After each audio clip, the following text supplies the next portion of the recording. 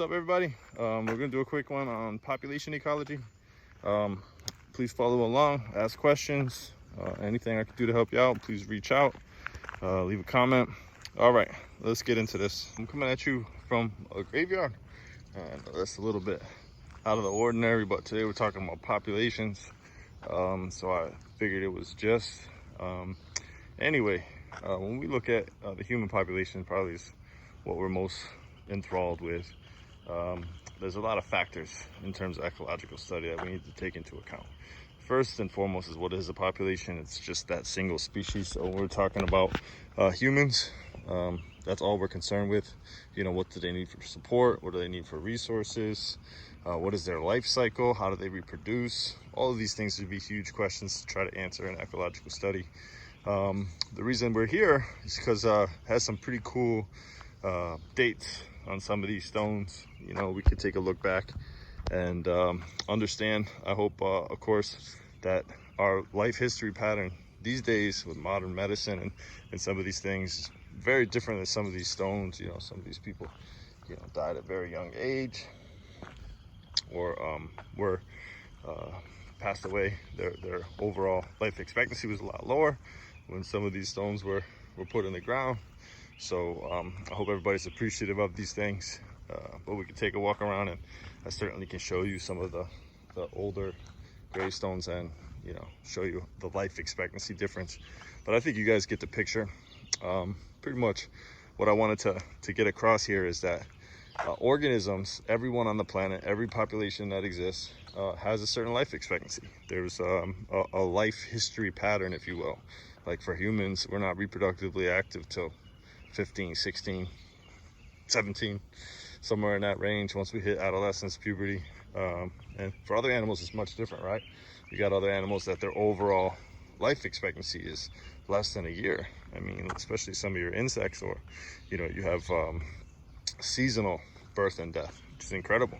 Okay, a lot of your rodents and frogs and things of that nature is only living 1-2 years, something like that, on many of them. So, you know, we have a relatively long life expectancy. Trees that live thousands of years.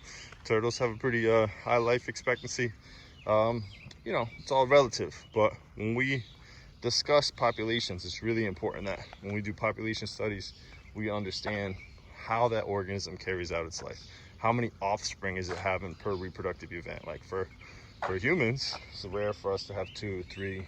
You know, we've all heard of octomom, right? Octuplets is just ridiculous. But, you know, for animals, it's not uncommon for them to have a clutch of 50 eggs, or, you know, fish species breeding, having hundreds of babies at one time. Okay, so when we're studying populations, you got to kind of understand what the organism has for a birth rate, when it's expected to die, and these kinds of things are what ecologists study when they're trying to come up with plans how to conserve a species. You could understand, obviously, like with white rhinos, they have a relatively low fertility. They're only having 1 offspring, take a huge period of time in gestation, and then they go many years before they're reproductively active.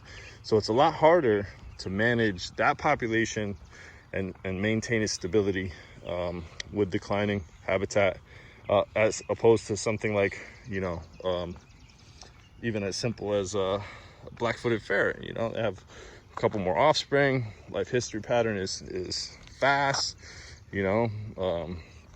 So these things, when we're trying to, you know, preserve or conserve organisms on the planet, really important. Okay, so populations change over time. Obviously, an increasing population means it has a higher birth rate than death rate. I think that's pretty evident. There's a lot of math involved in population studies. You know, typically, if you give an organism, doesn't matter what it is or how it reproduces, unlimited resources and reduce its predation, you're going to see that organism go through a period of growth called exponential growth. And that would look like the shape of a J. A lot of times referred to as a J-shaped curve. And I hope everybody feels comfortable with that. I don't have paper right with me to be able to show you guys, but that's a J-shaped curve. In nature, that doesn't happen. The reason that doesn't happen is no organism really, I mean, the closest one maybe might be us, because we can manipulate our surroundings, but no organism has unlimited resources. So eventually what's going to happen is, even though you could put an organism in the ideal situation for its population to grow and expand, eventually what's going to happen is you're going to reach this thing called a carrying capacity. And so for every habitat, it's a little bit different.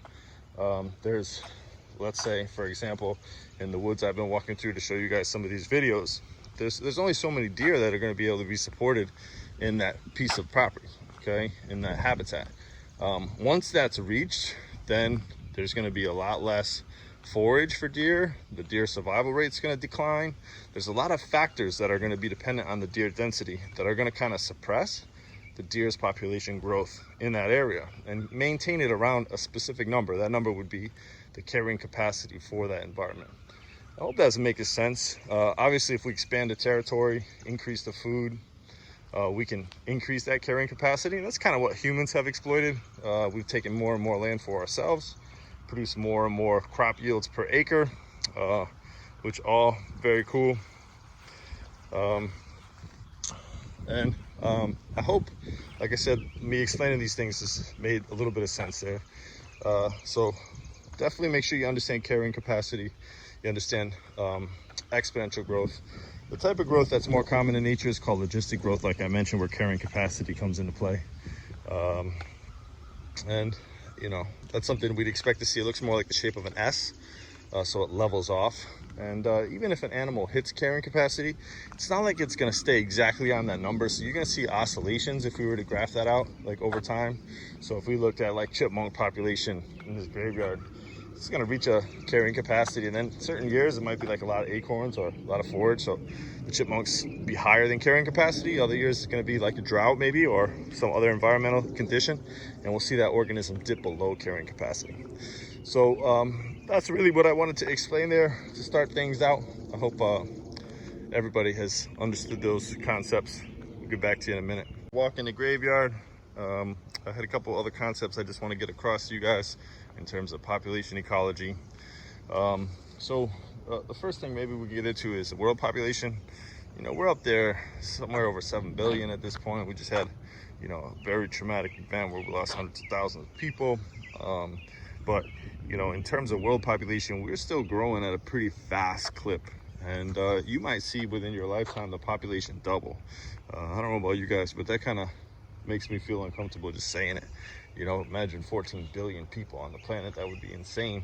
A lot of scientists speculate in terms of what our carrying capacity is. You can look at some of those figures on the internet. You know, I've seen 10, we're already past. I've seen all kinds of numbers. The data to support these things, little chipmunk in front of us here. The data to support some of these things, it varies quite a bit what people are looking at.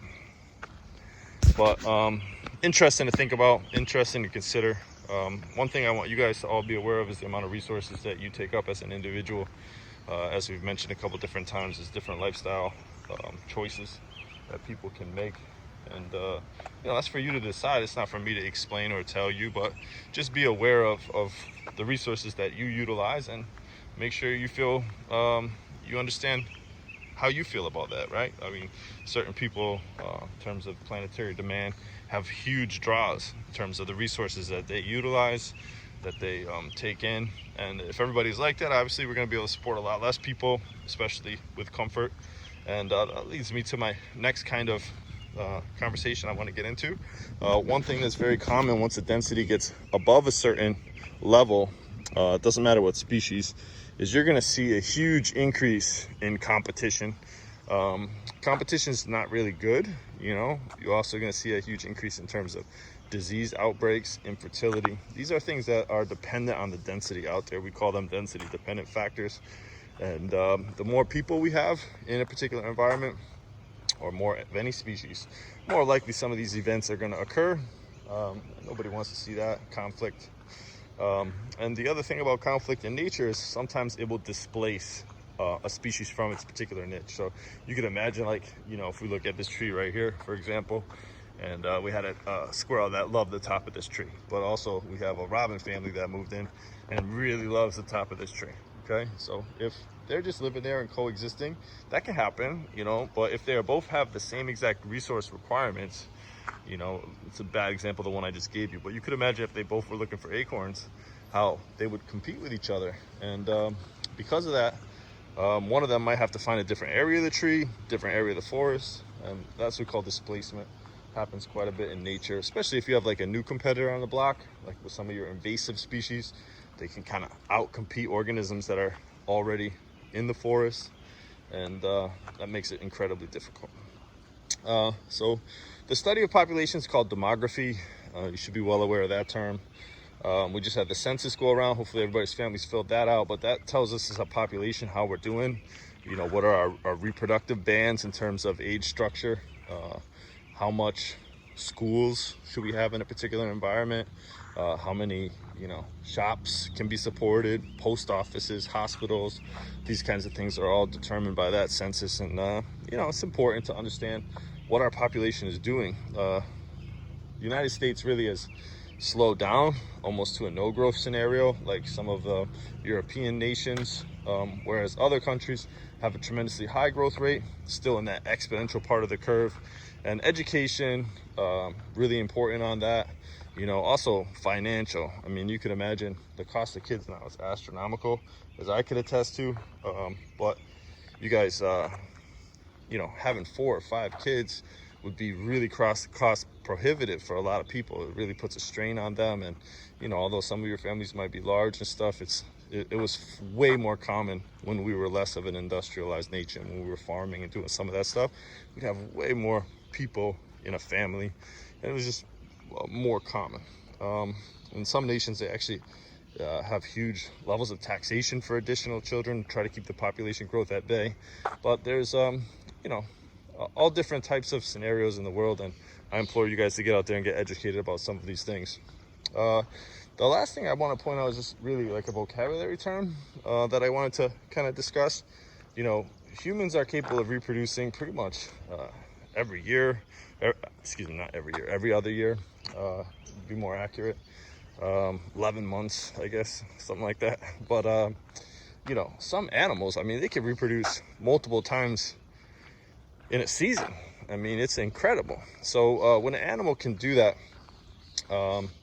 you know, there's 2 different types of reproductive models. The animal that can reproduce several times throughout its life, and then there's a situation where you have animals that are only going to reproduce once and die, like your Pacific salmon reproduce one time, they have this big bang reproduction, and then they die. And that's called seminal parity, when you reproduce once and then you die. And iteroparity is more of the model, like humans and every other species really that we've discussed so far.